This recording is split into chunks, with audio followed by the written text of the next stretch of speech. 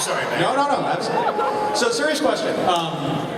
Apropos of my introduction of you, I was thinking about my experience growing up watching, from when I was a very small child, watching some of your later work. And,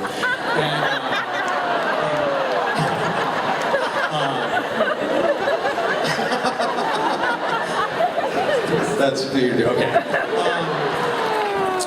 No, and I was thinking about the through lines of a Bruce Campbell character, because sitting down to write this movie, it's not the same as writing an episode of Burn Notice. It's writing a movie for you. And I was thinking about the characters you've played, and I wanted to get you to talk a little bit about the through line. What is there of Bruce Campbell in Ash? What is there of Bruce Campbell in Sam Axe? What can we see as the through line? Like what? I have my own perspective on that, but blowhard. Nice hair, but I just want to know what's your thought? Well, I think every role, it has to be some version of you. You can't escape who you are, the essence of it. So, the character Ash would be me on my worst, stupidest day. Sam Axe is pretty much me right now. And so then when I heard the prequel was coming up 5 years earlier, I'm like, darker hair, less weight. Got it. Okay. So that's how I prepared for the role. Atlanta Acting School. That's great. Yeah. So actually, preparations for the role. Obviously, we're shooting in Colombia. Now, to give everybody a sense. Well, actually, I'll ask you. Tell me about shooting in Colombia. What did you think? What were some of the special challenges in shooting in Colombia? That's fine. Anyone been to Colombia?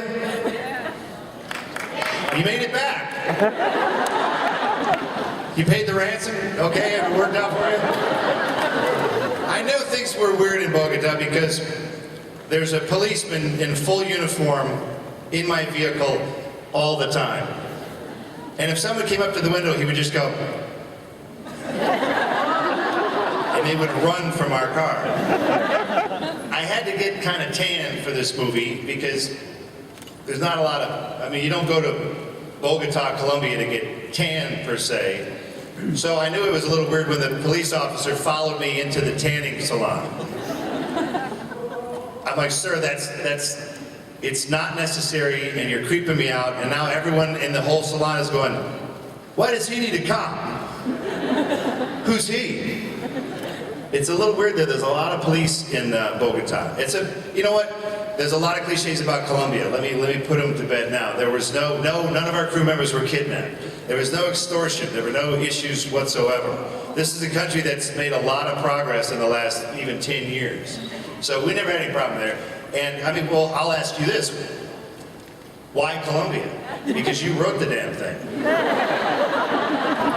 Well, honestly, we wanted to do something where it wasn't in Miami. We were putting you in a country that was definitely not the Burn Notice feel. That something new. Fox TV Studios, who made produced it, had a relationship with the studio down there. I will say though, you have this idea when you see a movie or whatever that it's done in this very sort of that it's all very professional and planned out, right? And when you're shooting in Colombia, and this was literally the biggest thing that had ever been done in Colombia by a Colombian crew, you're probably not thinking about the 2 hours in traffic that you could spend driving to set. You're not thinking about, actually we had a record day. Normally on a movie you might shoot 3 or 4 pages a day.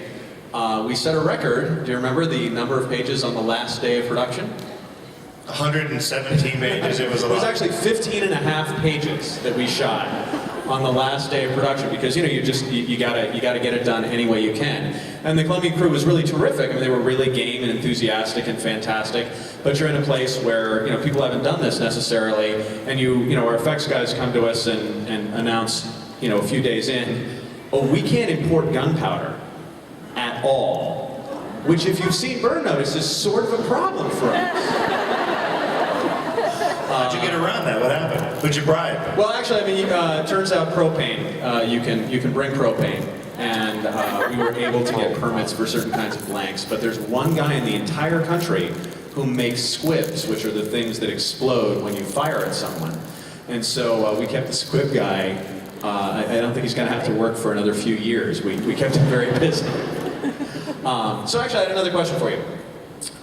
This movie gives us the origin story of your alter ego on Burn Notice, Chuck Finley. So I was wondering, who?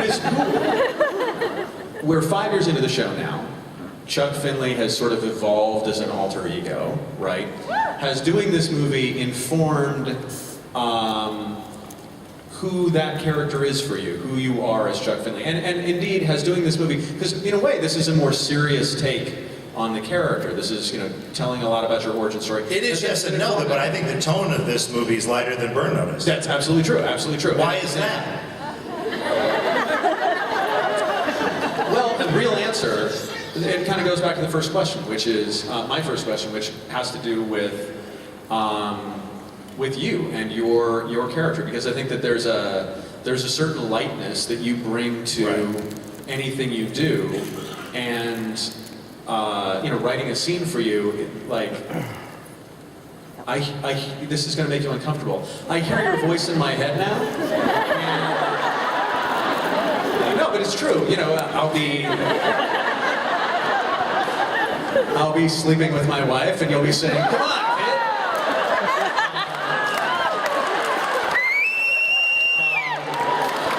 Why don't you just let me sleep with your wife and we'll just...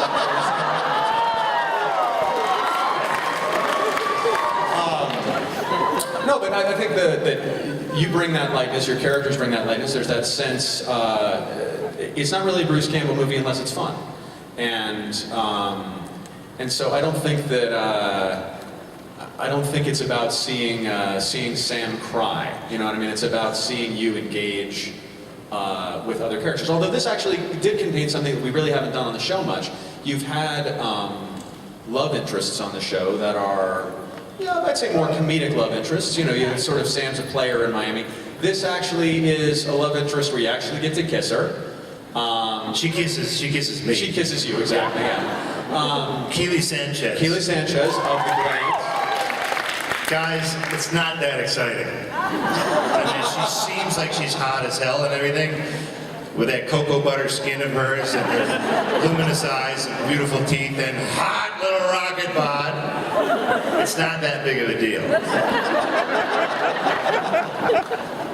I cheat on my wife all the time, it's just in front of a camera.